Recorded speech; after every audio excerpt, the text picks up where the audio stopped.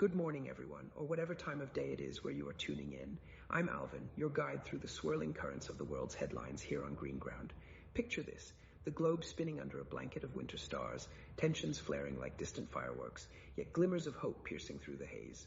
Today, we're diving into the pulse of international news that's capturing minds from Europe to Asia, stories of clash and compromise, disaster and diplomacy that remind us how interconnected we all truly are. Settle in, because I've got tales to weave that blend the grit of conflict with the grace of progress, all delivered with a touch of elegance to brighten your feed. Let's start where the echoes are loudest, in the heart of Eastern Europe, where the Ukraine-Russia saga refuses to fade quietly into the night.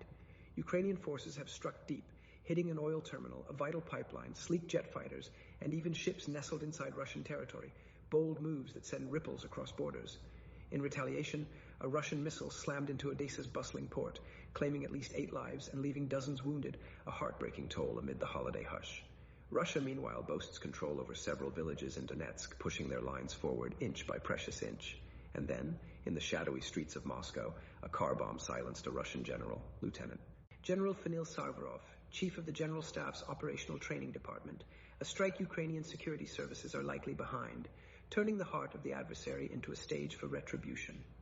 Russia turned down a U.S. proposed Christmas ceasefire, with Kremlin voices dismissing Ukrainian and European peace overtures, clinging to their vision of victory.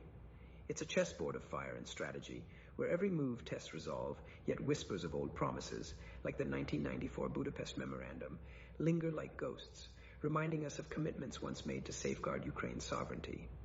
One can't help but wonder, in these tense exchanges, if the path to peace lies not in escalation, but in rediscovering that shared humanity. Shifting our gaze southeast, to the sun-baked borders of Thailand and Cambodia, a fragile calm is stirring.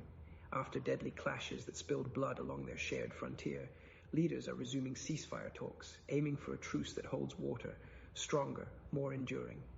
It's a delicate dance, neighbors mending fences amid tropical winds, a reminder that diplomacy often blooms from the ashes of discord, fostering stability where tension once reigned. Over in France, the Christmas rush has hit a snag, not from snow or shoppers, but from a shadowy cyber attack crippling postal and banking services.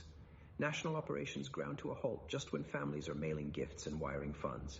Imagine the frustration rippling through elegant Parisian streets and quiet villages alike. Suspected digital intruders timed it perfectly, underscoring our world's vulnerability in this hyper-connected age, where a few lines of code can disrupt the festive flow. From the rugged Afghanistan-Pakistan border comes a quieter triumph for security. Turkish intelligence agents nabbed a senior ISIS member, pulling him from the shadows of militancy.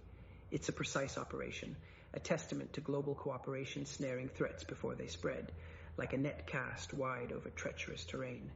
And speaking of nature's fury, Indonesia grapples with floods that have swollen into tragedy. The death toll climbs to 604, with 464 still missing, as rescue teams wade through muddied waters in a desperate bid to save lives. Homes submerged, communities clinging to hope. It's a stark call for resilience, where international aid and local grit converge to rebuild what the deluge tore asunder. Across the Atlantic, in the waters off Venezuela, the U.S. Coast Guard seized a Chinese-owned vessel, ramping up pressure on the government amid swirling geopolitical tides. It's a naval nudge in a region rife with influence games, highlighting how sea lanes become arenas for power plays. Then there's a ray of light from Belarus, where 123 political prisoners, including Nobel laureate Ales Bialiatski, walked free after the U.S. lifted sanctions. Freedom's door creaking open for voices long silenced.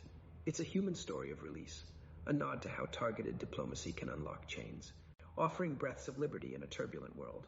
Finally, envision the steppes of Central Asia meeting Japan's innovative spirit at a summit forging new paths.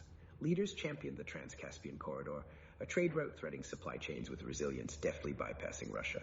Its forward-thinking infrastructure, knitting economies tighter, promising smoother flows of goods from east to west, a bridge built on vision rather than confrontation. These threads, from missile strikes to prisoner releases, floods to fresh trade winds, paint a tapestry of our shared human odyssey. In Ukraine's fierce exchanges, we see the cost of unresolved grudges, yet in Thailand's talks and Belarus's releases, the art of reconciliation shines. France's cyber woes warn of digital fragility, while Indonesia's floods humble us before nature's might. Turkey's arrest and the U.S. naval move remind us vigilance spans continents, and that Central Asia-Japan pact, its optimism engineered, rerouting not just cargo but destinies, What strikes me most is the rhythm of it all, the way chaos and calm coexist, urging us to pause amid the headlines. In Kupiansk, Ukrainian forces press on, clearing encircled Russian troops low on supplies, food scarce and ammo dwindling, even as Russian mill bloggers grumble over hasty claims of victory that led to needless losses. Odessa's port, a hub of life, bears scars that will heal slowly, families mourning amid the wreckage. Moscow's streets, usually alive with winter cheer, echo with the shock of that car bomb. And Zelensky's words on the rejected ceasefire, they hang heavy, a plea for seasonal goodwill unmet.